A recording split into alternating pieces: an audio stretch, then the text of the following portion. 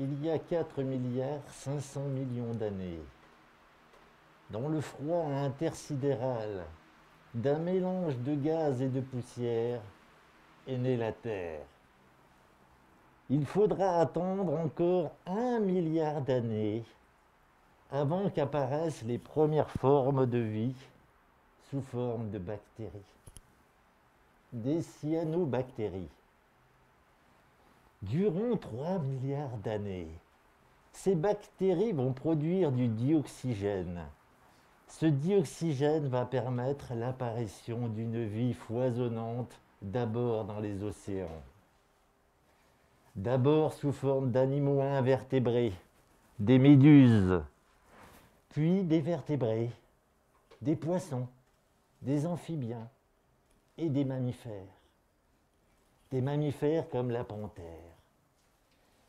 Et puis ça n'est qu'il y a 8 millions d'années qu'apparaîtra l'homme.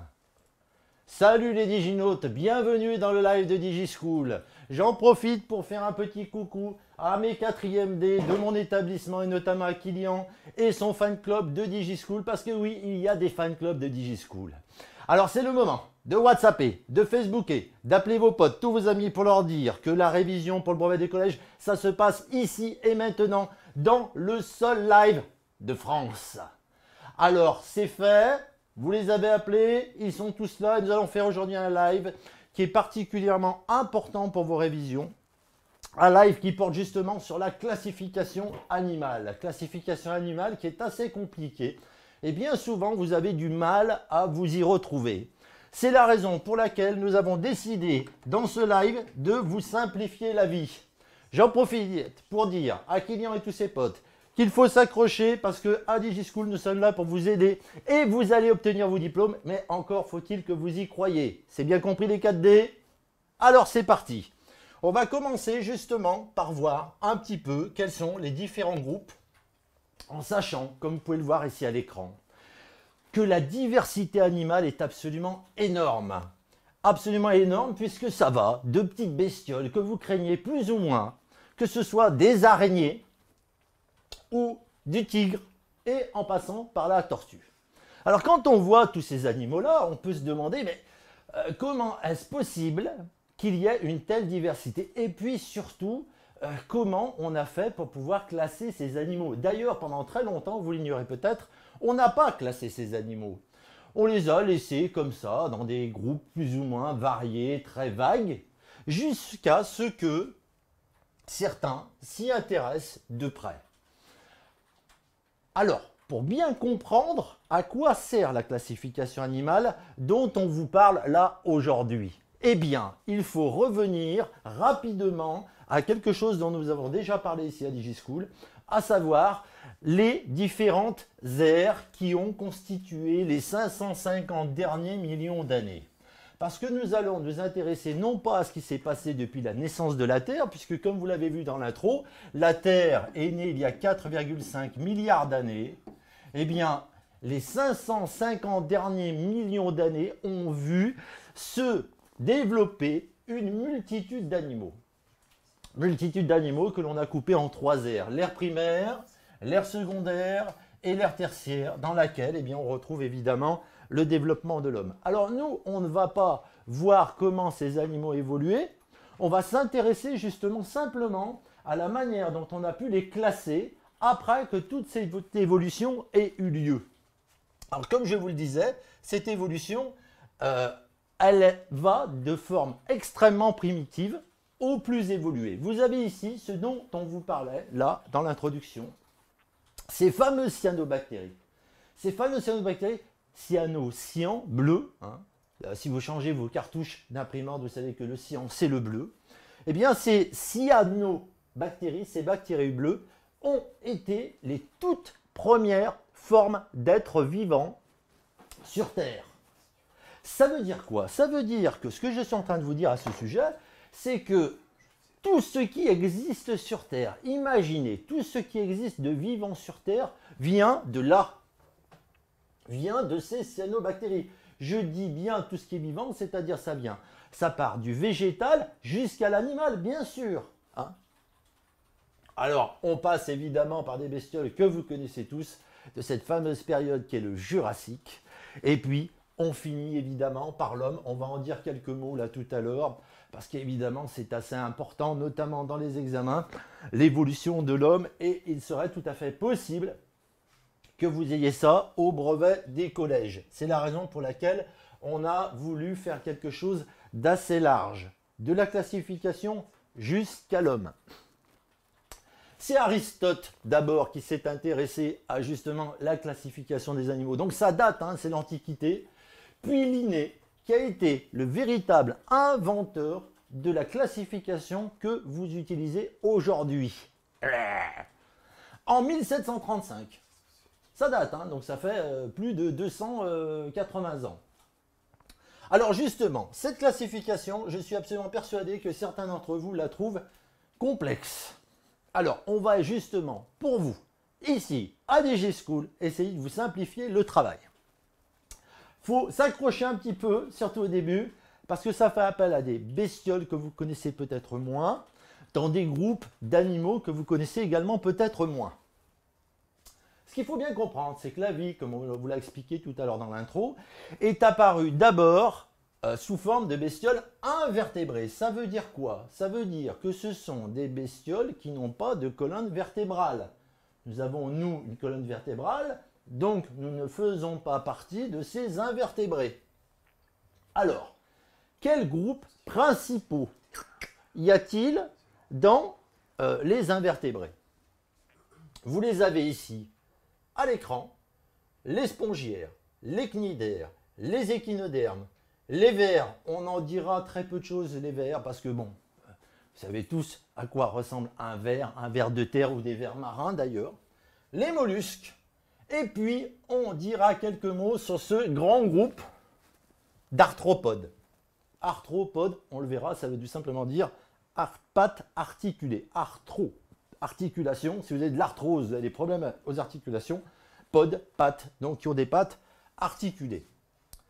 Alors, je vais commencer par ce groupe au nom imprononçable qu'on appelle les cnidaires. Pourtant, ce groupe, vous le connaissez, puisqu'on y trouve dans ce groupe les coraux. Eh oui, les coraux, c'est vivant. Et pourtant, quand on regarde ça, qu'on fait de la plongée ou du masque tuba, on a du mal à imaginer que là-dedans, il y a une bête.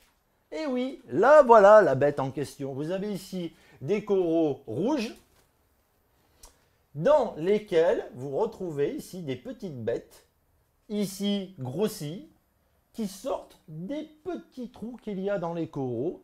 Et ce sont des petits animaux extrêmement simples, très anciens comme bestioles, et qui sont capables de chasser. Vous allez me dire, comment ils chassent quoi? C'est des toutes petites proies, évidemment, c'est du plancton, ce qu'on appelle du zooplancton. Donc le corail est bien vivant. J'en profite pour vous rappeler que le réchauffement climatique détruit les coraux, parce que s'il y a quelque chose que les coraux n'aiment pas, c'est bien le réchauffement de l'eau. Or, avec le réchauffement climatique, évidemment, la température de l'eau augmente et par conséquent, les coraux finissent par mourir. C'est le cas de la grande barrière de corail en Australie, où en mourant, ces coraux finissent blancs. Donc quand on voit des coraux blanchir, c'est veut dire qu'ils sont en train de mourir et qu'ils ne sont donc pas du tout en bonne santé. Dans ce même groupe des cnidaires, il n'y a pas que les coraux, on est toujours dans le groupe des cnidaires. Il y a les méduses.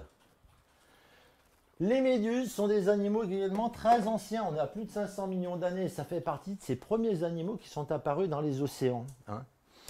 Et vous allez me dire, mais quel rapport il y a alors entre des coraux et des méduses? Eh bien, les méduses ne sont que la forme libre des coraux qui sont une forme fixée, ce qu'on appelle des polypes. Un polype, c'est quelque chose qui est fixé ici au fond des océans, ça fait les coraux. Eh bien, les méduses, elles, ont choisi d'être libres et donc de se balader dans les océans. Un peu partout, c'est un animal extrêmement courant, extrêmement fréquent, qui peut avoir des tailles extrêmement variées, des apparences parfois magiques. Je vous invite à aller jeter un coup d'œil sur Internet. Vous trouverez, d'ailleurs récemment, on a découvert des méduses absolument incroyables, d'une beauté extraordinaire, qui sont absolument saisissantes. Et puis, on a de très très grosses méduses. Ici, vous avez une illustration de ce qui s'est passé au Japon, où les méduses étaient tellement grosses qu'elles ont fini par boucher le port. Et pourtant, à Marseille, c'est pas Marseille, hein, on aurait pu dire c'est la sardine qui a bouché le port. Je fais juste une petite parenthèse sur une méduse très particulière, plus dangereuse encore que les griffes ici que je possède. Il s'agit de la méduse boîte. Oui, vous lisez bien, la méduse boîte est l'animal le plus venimeux du monde. Alors c'est une petite bestiole qui a des filaments qui font à peu près 2-3 mètres de long et qui malheureusement possède suffisamment de venin pour tuer quasiment instantanément quelqu'un. Oui, les méduses, dans le groupe des méduses, on a le représentant le plus dangereux du règne animal puisque c'est effectivement le plus venimeux. Donc vous avez bien retenu que dans les cnidaires, il y a donc les méduses et puis les coraux. Est-ce que sur cette première partie, vous avez déjà des questions? Oui, on a une première question de Tiku Tika qui nous demande... Tiku Tika, qu'est-ce qu'il dit? Qui nous demande qu'est-ce que c'est que la classification moderne. Alors, Tiku Tika nous demande ce qu'est la classification moderne. Eh bien, c'est celle, effectivement, de Linné dont je vous parlais tout à l'heure. Parce qu'il faut juste une petite parenthèse. Vous imaginez que avant que Linné réussisse à classer un peu toutes ces bestioles de manière logique, il y a consacré sa vie d'ailleurs. Il a fait que ça durant toute sa vie. Ça paraît bizarre de prendre des bestioles, dire tiens, elles se ressemblent parce qu'elles ont telle caractéristique. Bah avant, on faisait des groupes vraiment extrêmement vagues. Je prends qu'un exemple. On aurait très bien pu faire un groupe d'animaux qui vivent dans l'eau. Mais vous savez très bien qu'une baleine, ça vit dans l'eau, votre crabe vit dans l'eau, mais on sait maintenant que ces groupes d'animaux sont extrêmement différents. Donc la notion consistant à dire tel animal vit dans tel milieu n'est pas suffisante pour effectivement pouvoir en faire un groupe. C'est ça la classification moderne, c'est la classification de Linné. D'autres questions? Autre question de Myriam qui nous demande est-ce qu'on doit apprendre toutes les dates de chaque crise biologique? Ouh, Myriam demande si on doit apprendre toutes les dates de chaque crise biologique. Of course no! Bien sûr que non. Attention, mettons-nous bien d'accord puisqu'on parle du brevet des collèges. Au brevet des collèges, vous aurez des documents. Et c'est à partir de ces documents que vous aurez à répondre aux questions que l'on va vous poser. Donc il n'est pas question du tout, attention, on n'est pas dans des matières où il faut restituer des dates, je pense à l'histoire par exemple, où j'imagine que vous avez pas mal de dates à apprendre, ça n'est pas du tout le cas en SVT. Étude de documents qui vous sont fournis dans le sujet, et à partir de ces documents, eh ben, il faut regarder, analyser ces documents et répondre aux questions qui vous sont posées. Autre question? C'est tout pour l'instant, très bien. Alors, on enchaîne sur un autre groupe. On a vu le groupe des cnidaires. On va voir un groupe que vous connaissez, celui des éponges. Alors, c'est le groupe des spongiaires. Alors, ça n'est pas non plus là à apprendre par cœur. Hein. Ce qu'on essaye de faire dans ce live, ça n'est pas de vous faire une liste exhaustive de ces groupes. C'est aussi vous faire comprendre que ces groupes illustrent une évolution. Alors dans le groupe des éponges, il y a une diversité absolument incroyable d'éponges. Vous en avez une que vous reconnaissez sûrement ici, c'est celle qui était encore autrefois utilisée pour nettoyer à la maison, puisqu'il existe des éponges naturelles. Aujourd'hui, les éponges que vous avez, évidemment, sont des éponges synthétiques. On n'utilise plus des éponges naturelles, même si ça doit encore se trouver dans le commerce. Bon, le groupe, voilà, classique, tranquille, le groupe des spongiaires, le groupe donc des éponges. On va passer à un autre groupe, assez étonnant d'ailleurs, que vous connaissez aussi, mais dont vous ignoriez probablement le nom scientifique. Il s'agit des échinodermes. Alors un peu de latin, un peu de grec, un petit peu de choses de langues anciennes. Derme, c'est la peau. Et échino, il s'agit des piquants. Ça veut donc dire que ce sont les bestioles qui ont des piquants qui recouvrent leur peau. Alors vous reconnaissez évidemment ici l'oursin. Tout le monde a fait la malheureuse expérience de se faire piquer par les pics de cette bestiole-là. Et vous avez ici un autre représentant des échinodermes. Il s'agit de l'étoile de mer. Et oui, alors vous allez me dire, mais l'étoile de mer, ça n'a pas de piquant. Si vous passez la main sur l'étoile de mer, on sent bien qu'il y a des espèces de petits picots. Aussi curieux que cela puisse paraître, malgré leur apparence totalement différente, eh bien, ces deux animaux appartiennent au même groupe des échinodermes. Alors, j'en ai pour preuve quoi? J'en ai pour preuve cette illustration. Si vous avez déjà mangé des oursins, vous avez ici un oursin femelle à gauche, un oursin mâle à droite. Alors dans les restaurants, parfois on sert des oursins, et ce sont évidemment des oursins femelles parce que l'on mange les organes génitaux qui sont ici. Vous allez me dire, mais où est-ce que vous voulez en venir? Eh bien, regardez, votre étoile de mer, ça a combien de branches? Ça en a 5. C'est donc pentaradié. Penta, 5. 1, 2, 3, 4, 5. 5 rayons, pentaradiés, 5 rayons. Eh bien, regardez à l'intérieur, non pas d'une étoile de mer, mais à l'intérieur d'un oursin, on a 1, 2, 3, 4 et 5 gonades ou appareils reproducteurs. Qu'est-ce que l'on est en train de voir? On est en train de voir que finalement, l'oursin n'est rien d'autre qu'une étoile de mer qui s'est refermée sur elle-même pour se protéger de ses prédateurs. On a typiquement ici un exemple d'évolution particulièrement spectaculaire et vous comprenez mieux, du moins je l'espère, pourquoi maintenant, évidemment, on a mis dans the same group les étoiles de mer avec les oursins. Voilà en ce qui concerne le groupe des échinodermes. Alors, ici, un petit retour sur la vignette de départ. On a vu nos cnidaires avec nos éponges et nos étoiles de mer. On a vu nos éponges, pardon, avec nos coraux et nos méduses, pardon. Ici, nos spongiaires avec nos éponges, bien sûr. Et puis, on vient de voir nos échinodermes avec nos étoiles de mer et puis nos oursins.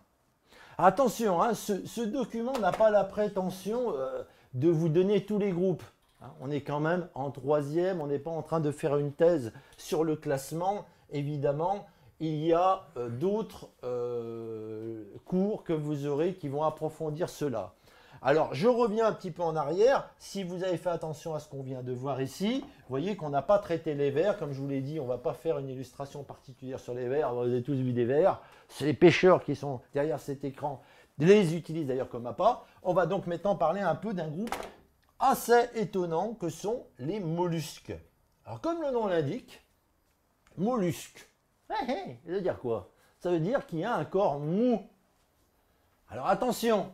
Corps mou, hein, on est bien toujours dans le groupe des invertébrés. Ce n'est pas parce que votre bestiole elle est molle, si elle est vertébrée, ça ne fait pas partie des mollusques. Alors le groupe est assez vaste. Vous avez ici 3 belles illustrations de ce groupe des mollusques. Il y a ici escargot, gonigo, montre-moi tes cornes. Les gastéropodes. C'est bon ça, hein, bien cuisiné, c'est bon ça. Gastéropodes fait partie donc des mollusques parce que, mis à part la coquille, la bestiole qui est dedans, bah, c'est mou, hein, c'est un corps mou. Hein. Vous avez évidemment tout ce qui est huîtres, moules, etc. Tous les coquillages, on va dire. Pourquoi? Bah, évidemment, si vous avez déjà mangé des huîtres, vous savez qu'à l'intérieur c'est mou. Je ne parle pas de la coquille là non plus. On parle vraiment de la bestiole en elle-même. La coquille n'étant pas évidemment une partie anatomique. Et puis, vous avez ce groupe assez étonnant des céphalopodes.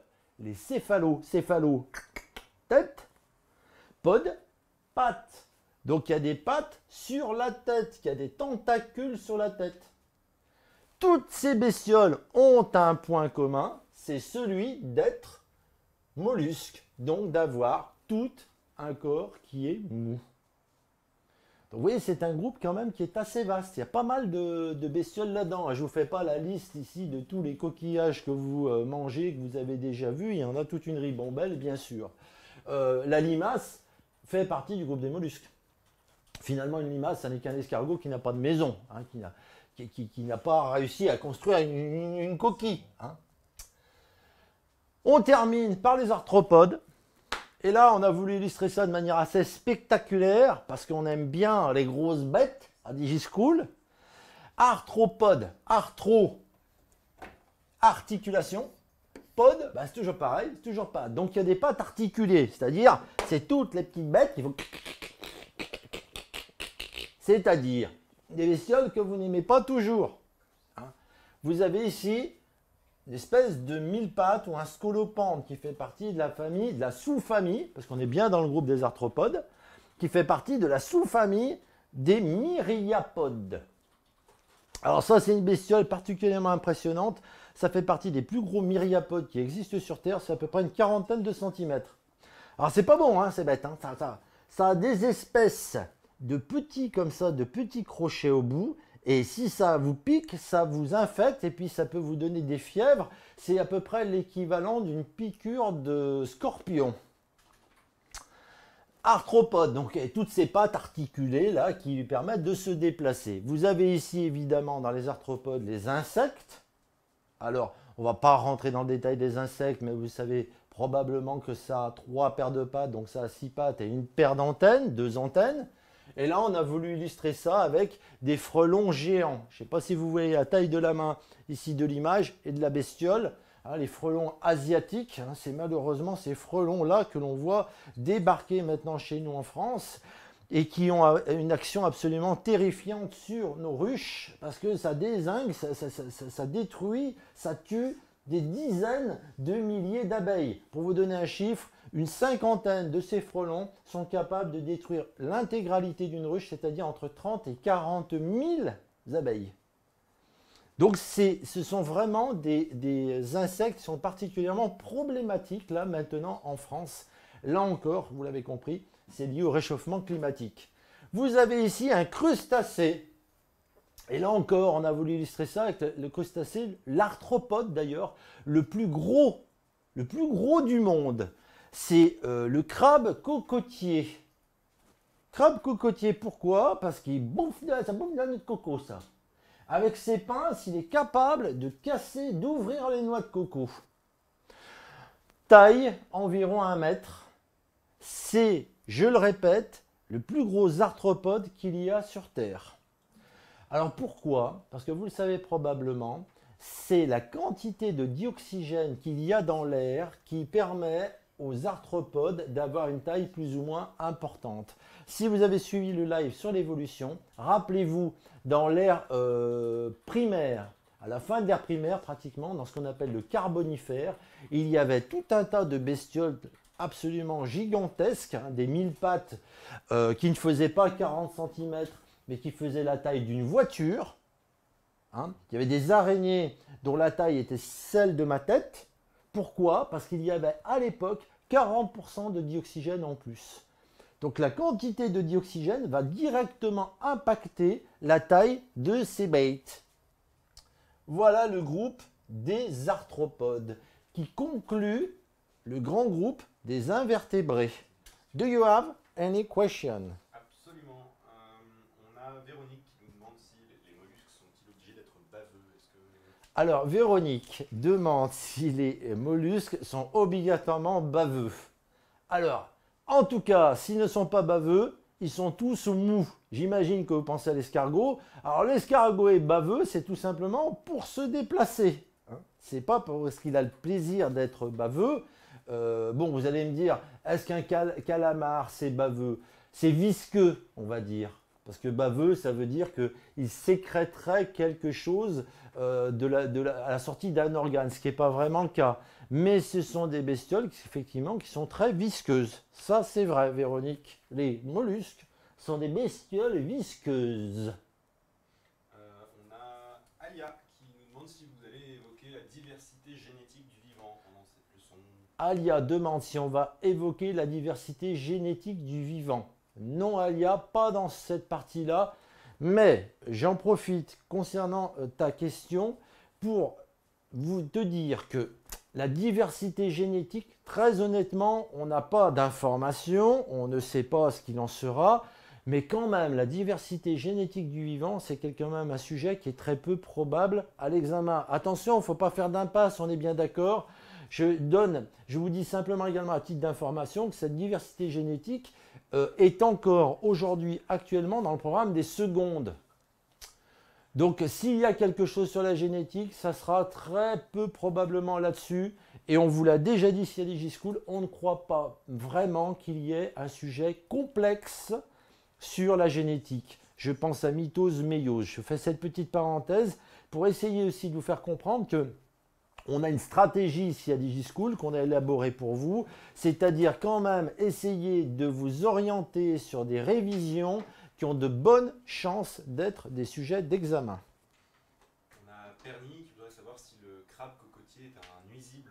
Alors, Perny demande si cette bestiole-là qu'on a vue tout à l'heure est un nuisible. Non, c'est pas un nuisible, c'est une bestiole plutôt patibulaire qui se balade un peu partout sur les îles et qui est protégée d'ailleurs. C'est pour ça que vous avez vu tout à l'heure une photographie où il est sur une poubelle, tranquillement. Non, ce ne sont pas du tout des animaux agressifs et ils ne produisent pas de nuisances sur des animaux assez tranquilles. Ces gros crabes cocotiers. Si on a Jules qui nous demande si les insectes possèdent oui ou non des poumons. Alors, bonne question. Jules demande si les insectes ont des poumons. Alors, Jules, tu as dû voir, je crois, c'est peut-être en 5e, tu as dû avoir un cours là-dessus. Les insectes, en réalité, respirent comment? Parce que les poumons, c'est fait pour respirer. Donc, ils n'ont pas de poumons. Ils ont quoi alors? Ils ont des petits trous qu'on appelle des stigmates. Et ces stigmates, donc ils ont un peu partout à la surface de leur corps, débouchent sur des espèces de tubes qu'on appelle des trachées. Et en fait, alors comment on fait la bestiole? Elle fait des inspirations et expirations, je limite bien, hein, pour faire entrer et sortir l'air à travers ces espèces de tuyaux que sont les trachées. Donc non, ça n'a pas de poumon. Eh bien, on enchaîne après cette série de questions et on va maintenant attaquer un groupe quand même que vous connaissez bien mieux, le groupe des vertébrés. Donc on est bien d'accord, le groupe des vertébrés, c'est un groupe qui a donc des colonnes vertébrales. Là, on rentre dans quelque chose de plus à savoir. 5 groupes, sous-groupes dans le grand groupe des vertébrés. Et je vous les donne dans l'ordre d'apparition, dans l'ordre d'évolution. Les poissons, puis les amphibiens, puis les reptiles, puis les oiseaux, et enfin les mammifères dont on parlera puisqu'on va parler de l'homme. Donc ça, par contre, c'est quand même à savoir. Quand je dis c'est à savoir, c'est si jamais vous avez un exercice là-dessus, il faut quand même savoir que les vertébrés sont apparus après les vertébrés et que dans le groupe des vertébrés, on a bien cet ordre-là d'évolution, poissons, amphibiens, reptiles, oiseaux et mammifères. Alors, juste quelques mots au sujet de la colonne vertébrale, parce que j'ai déjà entendu en cours des choses assez curieuses concernant les colonnes vertébrales. Et puis, parfois, il y a certaines bestioles qui ont une colonne vertébrale et dont vous ignorez l'existence. Une colonne vertébrale, vous avez tous vu, on l'a là ici dans le dos, bien évidemment. Une colonne vertébrale, c'est constitué de vertèbres. Et puis ces vertèbres, on leur donne des noms en fonction de l'endroit où elles se trouvent. Par exemple, celles qui partent du cou, ce qu'on appelle les cervicales. Et puis la toute première cervicale, c'est celle qui porte ici ma tête. Hein, ici, là, ma tête, elle repose sur une cervicale. Cette cervicale, c'est ce qu'on appelle l'atlas. Et puis ensuite, on a donc les dorsales, les lombaires, et puis jusqu'au bas du dos avec le sacrum et le coccyx. Coccyx que vous devez connaître parce que quand on tombe sur les fesses, on tombe sur le coccyx et c'est d'ailleurs un os qui peut se casser. Alors une vertèbre, c'est quoi? Là, c'est quand même assez important, mais sur une autre partie du cours, mais encore faut-il le savoir puisqu'on est en train d'en parler là aujourd'hui, une vertèbre, ça ressemble à ça. D'accord? Et dans la vertèbre, il y a un trou. Et c'est dans ce trou que se trouve ce tube qu'on appelle la moelle épinière. Et c'est dans la moelle épinière que circulent les nerfs qui ensuite ressortent ici, comme vous le voyez là, de la colonne vertébrale pour aller à vos muscles de vos jambes, de vos bras, etc. Et entre chacune de nos vertèbres, regardez, vous voyez, il y a des espèces d'amortisseurs qui s'appellent des disques. Vous avez tous dans votre entourage sûrement quelqu'un qui a eu des problèmes de disques. C'est d'ailleurs l'occasion pour moi de rappeler que si vous voulez garder vos disques intacts, une des principales usures de vos disques, c'est le fait que lorsqu'on récupère quelque chose, on se baisse comme ça, et là la colonne vertébrale se plie, et on écrase les disques. Alors qu'il faudra à chaque fois faire comme ça et rester bien droit. C'est un petit détail, mais ça a son importance si vous ne voulez pas finir tout avoir des maux de dos. Donc voilà ce que sont les vertébrés. Ce sont donc des animaux qui ont tous une colonne vertébrale. La preuve, ici vous avez une illustration des os et vertèbres, puisque c'est quand même le but du jeu, donc les vertèbres de ces groupes d'animaux. On retrouve donc les poissons, d'accord? On retrouve ici les amphibiens, on retrouve ici les reptiles. Eh oui, le serpent, c'est un reptile. On a un serpent, une tortue et un dinosaure. Ces trois bestioles sont des reptiles. Enfin, les piafs, les oiseaux. Et ici, nous avons notre mammifère qui pourrait être un chat, un chien, etc. Ici, vous allez dire, vous en avez oublié un là. Ça, c'est les requins. Ils font partie également des vertébrés. Sauf que, vous l'ignorez peut-être, l'essentiel de leur squelette est constitué de cartilage. Ils font partie du sous-groupe des chondrichtiens. C'est pour ça que malgré leur apparence, ce sont des animaux assez fragiles. C'est la raison pour laquelle, par exemple, un dauphin s'attaque à un requin, parce qu'un dauphin, il est fait entièrement d'os. Si un dauphin vient percuter un requin, il peut le casser, lui casser le cartilage et éventuellement le tuer. Donc vous voyez bien ici que nous avons que des animaux qui ont une colonne vertébrale. Je reviens juste, j'insiste juste sur deux bestioles dont vous ignorez souvent qu'ils ont une colonne vertébrale. Et oui, votre poisson que vous mangez à la cantine à midi, eh bien, il a une colonne vertébrale, elle est là. Évidemment, de cette colonne vertébrale partent les arêtes que tout le monde adore lorsqu'on est en train de manger du poisson. Et puis ici, le serpent, parce que quand on voit un serpent se déplacer comme ça en se tordant dans toutes les directions, dans tous les sens, on a du mal à imaginer que dans son corps, il a une colonne vertébrale qui est capable ici de tortiller ici en S. Alors, comment fait-il? Pourquoi moi, je n'arrive pas à faire aussi bien que le serpent? C'est tout simplement parce que les vertèbres n'ont pas une amplitude, nos vertèbres à nous, êtres humains, n'ont pas une amplitude suffisante pour justement faire plus que ce que l'on peut faire. Par contre, le serpent, lui, en est capable. Donc oui, les poissons et les reptiles, et notamment les serpents, sont bien des vertébrés. Dans les mammifères, qu'est-ce qu'il y a? Il y a quand même, enfin les mammifères. Il y a cette exception dont on voulait vous parler. Il s'agit de l'ornithorynque. C'est une bestiole qui est découverte en Australie.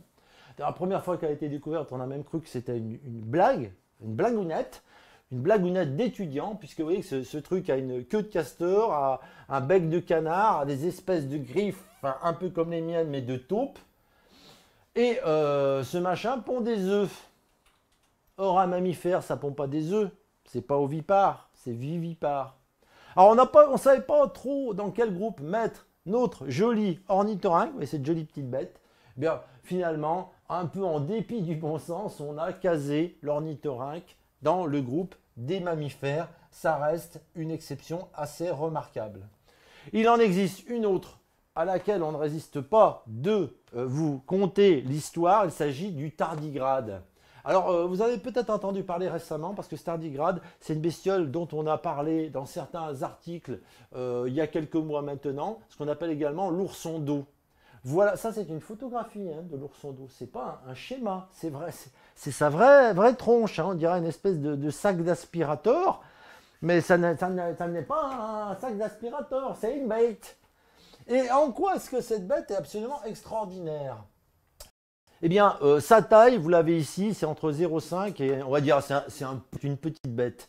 Mais ce qui est absolument incroyable concernant cette bête, quand on la voit comme ça, on a du mal à imaginer ça, c'est qu'elle est quasiment indestructible. Pourquoi? Elle est capable de survivre à des températures incroyables.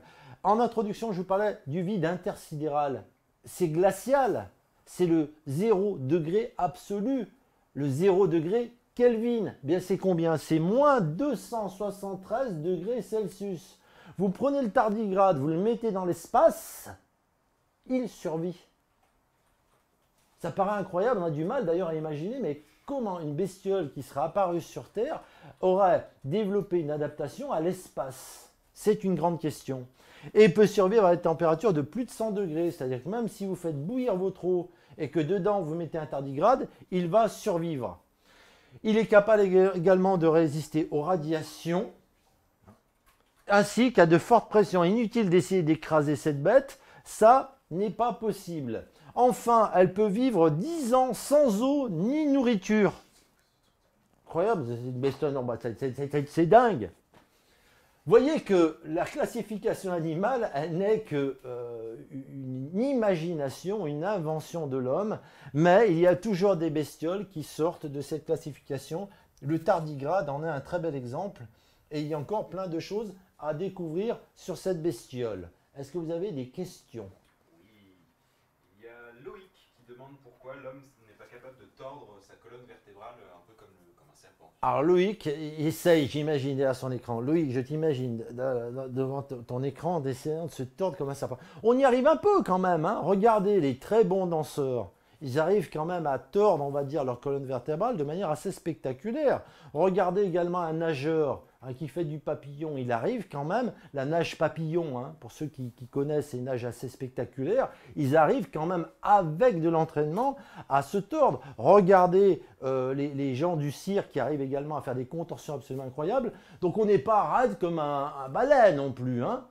Mais c'est uniquement lié, comme je l'expliquais tout à l'heure, à la forme de la vertèbre qui fait qu'on ne peut pas faire aussi bien que le serpent. Combien de vertèbres possède-t-on nous demande Tika. Oula, bonne question. Combien de vertèbres possède-t-on? Alors là, c'est une colle. Alors si on revient un petit peu en arrière sur notre slide, là, on a toutes les vertèbres qui sont numérotées. Si vous voulez faire des études d'ostéopathe, vous apprendrez chacune de ces vertèbres par cœur. Vous en avez 7 pour le coup, c'est 7. C'est bizarre, mais quand on regarde une girafe, on a du mal à imaginer que la girafe a aussi 7 vertèbres cervicales. Sauf qu'elles sont plus longues. On en a 12 dorsales, on en a 5 lombaires, et puis on a le sacrum. Ce qui fait 7 plus 12, 19, 19 et 5, 24, plus le sacrum. Voilà combien nous avons de vertèbres dans notre corps. Tunek nous demande d'où vient la scoliose. Ah, Tunek nous demande d'où vient la scoliose. Alors, vous savez que malheureusement, certains d'entre vous en sont peut-être les objets de scoliose et de syphose. La syphose, c'est ça. La scoliose, c'est ça. C'est-à-dire que la colonne vertébrale alors, se déforme. On ne sait pas très bien à quoi c'est dû. Certaines de ces scolioses et syphoses sont dues à une mauvaise posture. Vous savez, on vous a tous rabâché durant votre jeunesse. Oh, tiens-toi droit, etc. C'est vrai. Mais la plupart des syphoses et des scolioses qui sont vraiment sévères et qui nécessitent parfois de porter un corset sont probablement dues à des problèmes d'ordre génétique. Il y a Asma Boubacar qui voulait savoir si les classifications des animaux seraient a priori au brevet. Alors Snap Bakar demande si la classification des animaux sera au brevet. La classification en tant que telle, non. Mais on peut très bien vous donner des documents sur un certain nombre de bestioles et puis à partir de ces documents, vous demander comment ces bestioles ont évolué. Vous voyez que classification et évolution sont parfaitement imbriquées, sont parfaitement liées. Mais de là à vous demander du par cœur, c'est-à-dire donnez-nous tous les sous-groupes des vertébrés, non. Dernière question de Toub, est-ce qu'on pourrait vivre sans colonne vertébrale? Toub demande si on pourrait vivre sans colonne vertébrale. Bien sûr, regardez les invertébrés, ils n'ont pas de colonne vertébrale. Alors sauf que, qu'est-ce qui se passerait? Il faudrait qu'on retourne dans l'eau.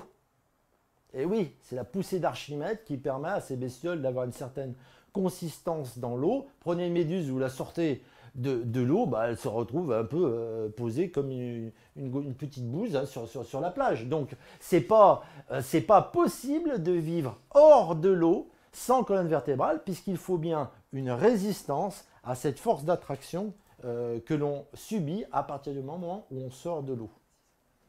Et enfin, Célia qui voudrait savoir pourquoi est-ce qu'on n'a pas d'arête, nous. Célia demande pourquoi on n'a pas d'arête. Et ça, Célia, là, tes côtes, c'est quoi? C'est pas des arêtes? Bien sûr, c'est ce qui est l'équivalent des arêtes chez le poisson. Hein, c'est les côtes, si tu préfères, Célia. C'est la même chose. Sachant que dans les poissons, ça permet aux organes d'être encadrés, on va dire, d'être maintenus. C'est aussi notre cas, même si nous, on a une fonction plus importante de la cage thoracique, puisque ça va permettre d'inspirer et d'expirer grâce à ces, entre guillemets, arêtes que l'on a appelées des côtes. Pas d'autres questions? Eh bien, on va terminer cette partie du live par l'évolution de l'homme. On ne va pas en dire grand-chose, on va en dire l'essentiel. Vous qui êtes derrière cet écran, nous sommes apparus dans la dernière ère de ces fameux 550 millions d'années, il y a environ 7 millions d'années. Ici, vous avez une belle illustration de toutes les lignées humaines qui sont apparues sur Terre. Parce que effectivement, même si l'homme est apparu il n'y a pas longtemps, on va le voir, il y a plusieurs lignées humaines. Regardez, il y a un truc qui est assez sympa, c'est que, on vient de le dire, la Terre, ça a 4,5 milliards d'années.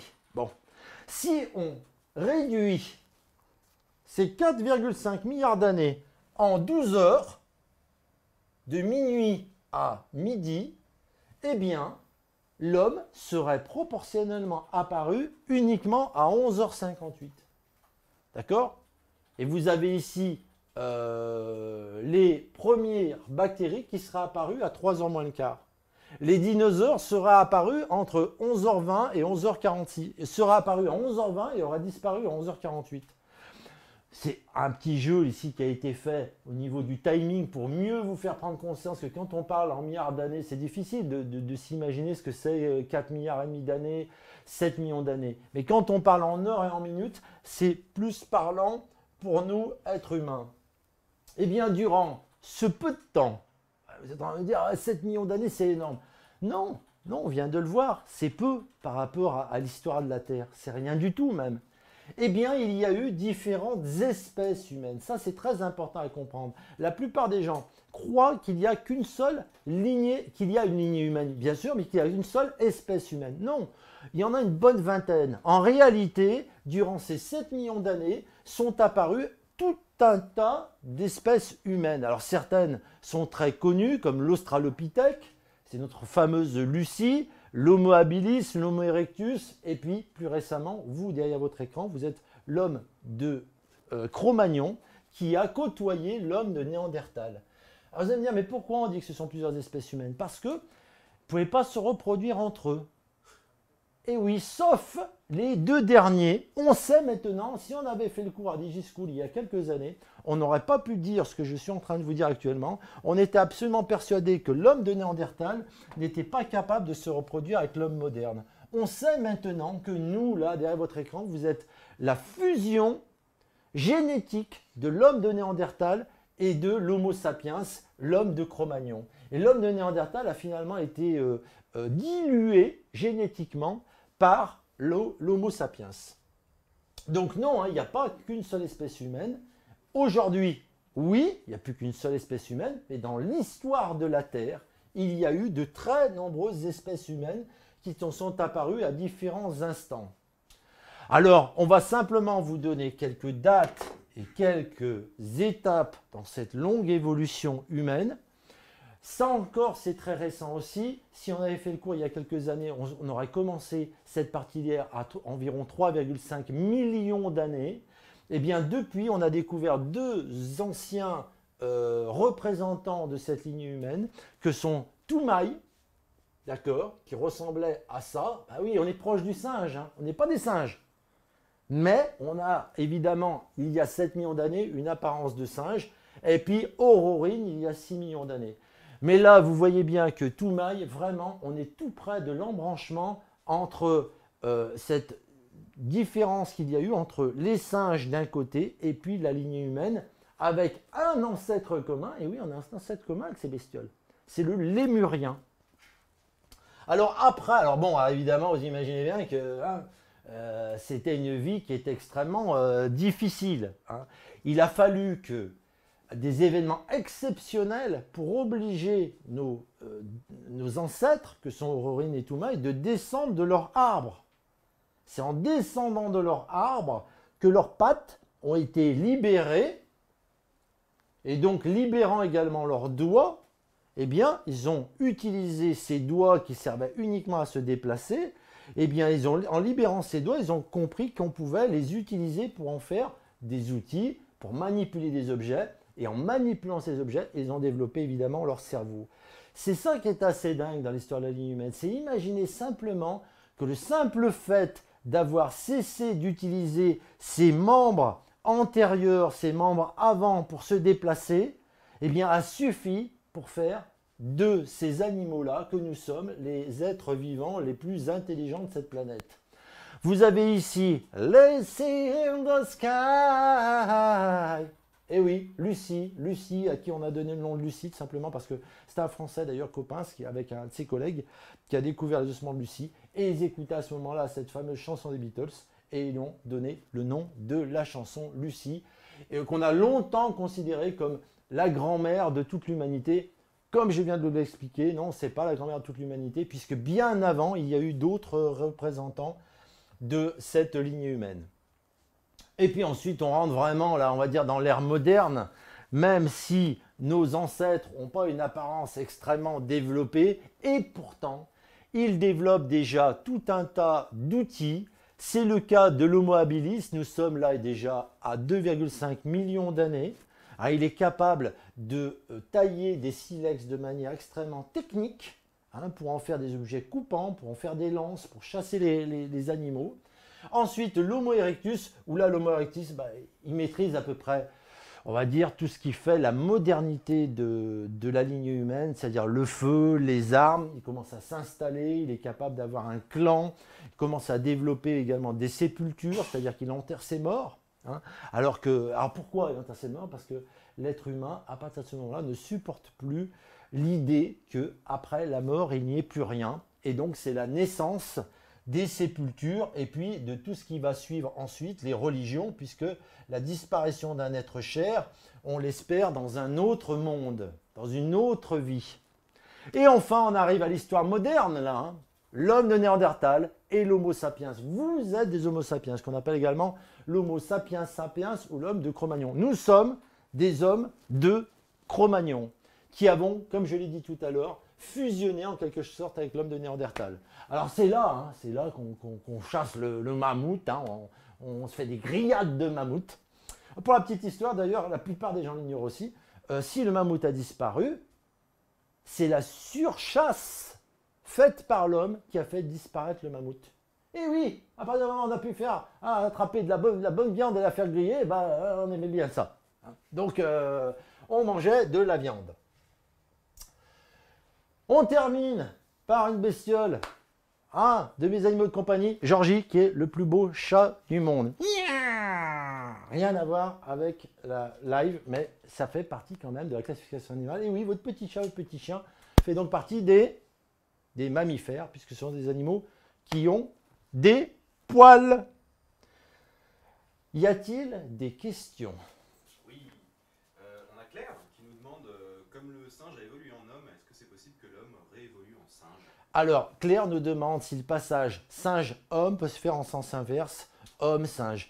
Il y a de très beaux films de science-fiction, La planète des singes, vous voyez, qui évoquent un peu cette possibilité, c'est-à-dire, imaginons qu'un jour on soit dominé par une autre espèce. Alors là, revenir en arrière, revenir des singes, ça évidemment c'est exclu. Bon, devenir moins intelligent qu'on ne l'a été ou qu'on ne l'est, ça c'est possible. La preuve en est que les dernières études qui ont été faites dans le monde indiquent une baisse de notre QI. On devient un petit peu plus neuneux, légèrement, vous inquiétez pas, on ne va pas finir comme des limaces. Mais il faut toujours avoir bien en tête que le développement du cerveau, ce n'est pas du tout quelque chose de génétique. Hein. C'est parce que vous allez à l'école, parce que vous suivez DigiSchool, que vous développez vos capacités intellectuelles. Par contre, si on cessait de les développer, oui, on régresserait évidemment. De là à redevenir des singes, bien sûr que non, Parce que les singes sont restés des singes parce qu'ils ne sont pas descendus de leur arbre et donc n'ont pas libéré leurs mains pour en faire ensuite un développement important du cerveau. Kikutika qui demande est-ce qu'il n'y a que les mammifères qui possèdent des poils? Alors, Tultika nous demande s'il n'y a que les mammifères qui possèdent des poils. Yes! Souvent, les élèves me disent, mais monsieur Capuano, les baleines, ça n'a pas de poils? Si. Et si, c'est un mammifère, ça a des poils. Alors, évidemment, c'est pas un ours, hein. C'est pas velu, mais ça a quand même des poils à certains endroits de son corps. Donc oui, c'est d'ailleurs ce qui caractérise tout à fait les mammifères, c'est la présence de poils. Quelqu'un qui nous demande si les singes pourraient se développer jusqu'à notre niveau intellectuel, comme dans la planète des singes. Alors Adigino te demande si les singes pourraient se développer jusqu'à notre niveau intellectuel. C'est une belle question ça, mais alors je ne suis pas spécialiste en la matière, mais n'oublions pas une chose. Il a fallu 7 millions d'années, 7 millions d'années pour nous faire passer en quelque sorte de l'état très proche des singes jusqu'à nous. Et deuxièmement, je le redis, il faudrait que ces singes se trouvent dans une situation telle où ils vont se libérer de leur habitat, descendre de leur arbre pour ensuite éventuellement suivre le même chemin que nous. Donc théoriquement, ce serait possible. Dans la pratique, on ne voit pas pourquoi nos amis les singes descendraient de leur arbre et cessaient de manger de la banane et de la noix de coco. Question un peu plus générale maintenant. Quelqu'un nous demande si est-ce qu'on doit savoir faire un arbre phylogénétique pour le brevet? Très bonne question. On nous demande si on doit savoir faire un arbre phylogénétique pour le brevet. Nous avons fait la dernière fois un brevet blanc ici à DigiSchool que nous avons corrigé justement là-dessus. Why? Perché? Parce que nous croyons que c'est un sujet tout à fait très probable. Alors, maintenant pour répondre précisément à la question, est-ce qu'il faut savoir faire un arbre phylogénétique? J'ai envie de dire oui. Un arbre sûrement simple, mais un arbre quand même. Mais dans le live en question, nous on a préféré faire le choix de proposer des arbres phylogénétiques et vous demander à vous si vous étiez capable de dire quel était le bon arbre phylogénétique. C'est une partie du cours qui est assez mal connue et assez difficile. C'est la raison pour laquelle, on vous l'a dit tout à l'heure, on a fait le choix de pointer du doigt et de la griffe ce sujet-là, parce que oui, c'est possible. Et enfin, Chloé qui voudrait un petit rappel sur la méiose et la mitose. Alors Chloé veut un petit rappel sur la mitose et la méiose. Chloé, je vais faire ça très rapidement, mais là, on est complètement hors sujet. T'imagines angoissé derrière ton écran en disant « Ah, demain, j'ai peut-être un truc là-dessus ». Je te dirais simplement, pour t'aider un petit peu, que la mitose, c'est une division cellulaire qui a lieu dans tout ton corps. Et cette division cellulaire se traduit par une séparation des chromatides d'un même chromosome. Donc du coup, on a le même nombre de chromosomes dans une cellule que dans l'autre. La méiose, c'est la séparation des chromosomes homologues. C'est-à-dire qu'une fois qu'ils sont séparés, le nombre de chromosomes a été divisé par 2. Pourquoi? Parce que cette division qu'est la méiose se déroule dans les organes reproducteurs de l'homme, les testicules, ceux de la femme, les ovaires, pour diviser le nombre de chromosomes par 2. Si bien que, et je terminerai là-dessus, un spermatozoïde qui a 23 chromosomes plus un ovaire qui en a 23, ça en fera donc 46 et on retrouvera le nombre de départ. Voilà Chloé, c'est DigiSchool, c'est offert par la maison, c'est pour toi.